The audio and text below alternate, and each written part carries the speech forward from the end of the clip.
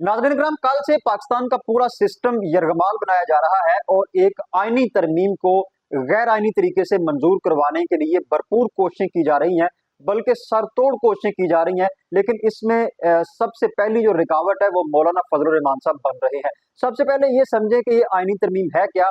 असल में ये मामला कोई पहली दफा नहीं हुआ, इससे कबल भी इस तरह के मामला होते रहे हैं। लेकिन तारीख में इस दफा पहली दफा ये हो रहा है कि इस तरमीम को मंजूर करवाने के लिए गैर आईनी तरीका कार जो है वो इख्तियार किया जा रहा है। इससे कबल भी एक्सटेंशन का मामला जो है वो पाकिस्तान के अंदर एक बहुत बड़ा मामला बन जाता है और किसी भी आर्मी चीफ की एक्सटेंशन या चीफ जस्टिस की जो एक्सटेंशन है वो किसी भी हुकूमत के लिए एक बहुत बड़ा चैलेंज रहती है, क्योंकि पाकिस्तान के अंदर हुकूमतें जिस तरीके से बनती हैं वो किसी से कोई ढकी छुपी बात नहीं है। हर हुकूमत की यही कोशिश होती है कि आर्मी चीफ भी उसकी मर्जी का हो और चीफ जस्टिस भी उसकी मर्जी का हो, और फिर ये भी कोशिश होती है कि वो चीफ जस्टिस और वो आर्मी चीफ जिंदगी भर के लिए इस हुकूमत के साथ रहे ताकि वो हुकूमत सदा कायम रहे और उसको कभी जवाल ना हो। तो अभी भी PDM-2 की हुकूमत यानी कि पाकिस्तान मुस्लिम लीग नून और पीपल्स पार्टी की जो हुकूमत है वो अपनी बका की जंग लड़ रही है और अपनी बका के लिए वो ये चाहती है कि चीफ जस्टिस ऑफ पाकिस्तान को भी एक्सटेंशन मिल जाए और आर्मी चीफ साहब जो है उनको भी एक्सटेंशन मिल जाए। लेकिन फिलहाल जो मामला चल रहा है वो चीफ जस्टिस ऑफ पाकिस्तान काजी मोहम्मद फायज ईसा साहब का चल रहा है,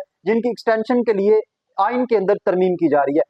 एक्चुअली इस आइन के अंदर क्या क्या तरमीम की जा रही है ये मसवदा अभी तक जो है वो जेर बहस है और ये मसवदा अभी तक किसी को नहीं मिला और इसमें क्या लिखा गया है ये भी अभी तक किसी को नहीं पता। यहाँ ये बात जेर गौर रहे कि आइन के अंदर किसी भी तरमीम के लिए उस आइनी तरमीम का जो मसवदा है वो उस दौर का जो वफाकी वजीर कानून होता है वो अपनी जेर निगरानी में लिखवाता है। दरअसल पाकिस्तान के आइन में जब भी कोई तरमीम की जाती है तो उसका एक बाकायदा तौर पर मसवदा तैयार होता है जो कि वफाकी वजीर कानून अपनी निगरानी के अंदर उसको तहरीर करवाता है और फिर उस मसवदे को कमेटी में पेश किया जाता है और फिर इसको मंजूर करवा लिया जाता है पार्लियामेंट से। लेकिन अब तक जो मजेदार सिचुएशन है वो ये है कि वो जो मसवदा है वो हमारे जो वफाकी वजीर कानून साहब है उन तक भी नहीं पहुंचा। अब वो मसवदा कहाँ तैयार हो रहा है, उसको कौन तैयार कर रहा है और कब वो पहुंचेगा ये बात तो अलग है। लेकिन यहाँ बहस ये चल रही है कि उस मसवदे को बताए बगैर, दिखाए बगैर, उसको डिस्कस किए बगैर वोट मांगे जा रहे हैं और उस मसवदे को मंजूर करवाने के लिए इस वक्त मौलाना फजलुर रहमान साहब के घर जो है वो रश लगा हुआ है और मुख्तलिफ वफूद जो है उनकी आमद होती है उनके घर। लेकिन मौलाना फजलुर रहमान साहब जो है उनके चेहरे के ऊपर एक अजीब सी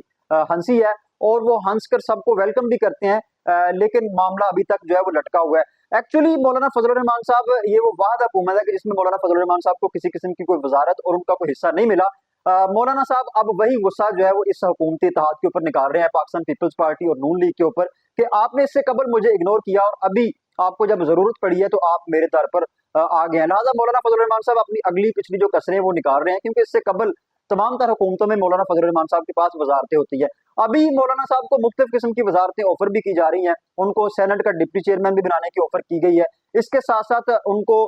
बलूचिस्तान के अंदर अक्सरियत देने की का वादा जो है वो किया जा रहा है और मुख्तलिफ वजारतें भी उनको देने की ऑफर की गई है। लेकिन फिल वक्त मौलाना फजलुर रहमान साहब ने तमाम तर ऑफर्स को जो है वो ठुकरा दिया है और वो इस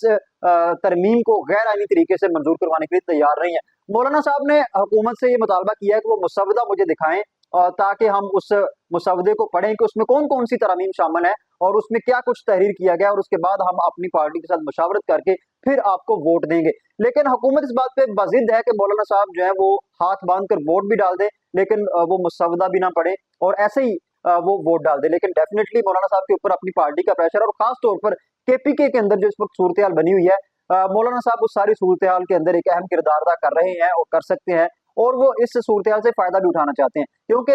खैबर पख्तूनख्वा की जो अवाम है उसका भी एक अलग टेम्परेचर है और इसके साथ साथ मौलाना की अपनी जो पार्टी है उसका भी एक टेम्परेचर है। तो मौलाना साहब उस सारे टेम्परेचर से फायदा उठाकर PTI के साथ मिलकर कुछ ना कुछ जो है वो करना चाह रहे हैं। लिहाजा अब तक की जो ताज़ा तरीन सूरत हाल है वो यही है कि मौलाना साहब अभी तक किसी की मानने के लिए तैयार नहीं है। अब देखें कि इतनी मजबूत तरह हुकूमत, अक्सरियत की हुकूमत वजूद में आई, लेकिन इसके बावजूद एक आईनी तरमीम के लिए मौलाना फजलुर रहमान साहब की जरूरत सबको महसूस हो रही है और तमाम तर पार्टीज खा वो अपोजिशन की है या खा वो हुकूमती इत्तेहाद पर मुश्तमिल है, वो तमाम तर इस वक्त मौलाना फजलुर रहमान साहब की तरफ देख रहे हैं और पाकिस्तान की पूरी अवाम भी इस वक्त मौलाना फजलुर रहमान साहब की तरफ देख रहे हैं और मौलाना फजलुर रहमान साहब सब की तरफ देखकर हल्का सा मुस्कुरा रहे हैं और उस मुस्कुराहट के पीछे एक बहुत बड़ी कहानी जो है वो छुपी है। पाकिस्तान तहरीक इंसाफ नहीं चाहती कि एक्सटेंशन जो है काजी साहब को मिले, जबकि मुस्लिम लीग नून चाहती है कि हर सूरत में ये एक्सटेंशन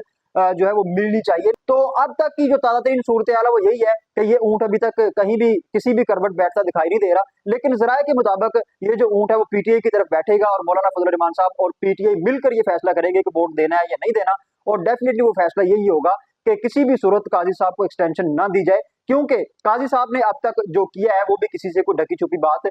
नहीं है। अच्छा, इसमें एक और चीज ये है कि मौलाना फजल रहमान साहब भी बेसिकली यही चाहते हैं कि ये जो उम्र में इजाफा किया जा रहा है ये ना किया जाए। एक शख्स अपनी मुद्दत जो है वो पूरी करे और फिर पूरी करने के बाद वो अपने घर चला जाए, इससे ही एक आईनी इस्तेहकाम मुल्क के अंदर पैदा होगा। लेकिन पाकिस्तान मुस्लिम लीग नून और पीपल्स पार्टी इसको मानने के लिए तैयार नहीं है और इसके लिए मौलाना साहब को बाहर से भी कालें करवाई जा रही है। जो पाकिस्तान के ब्रादर इस्लामी ममालिक हैं,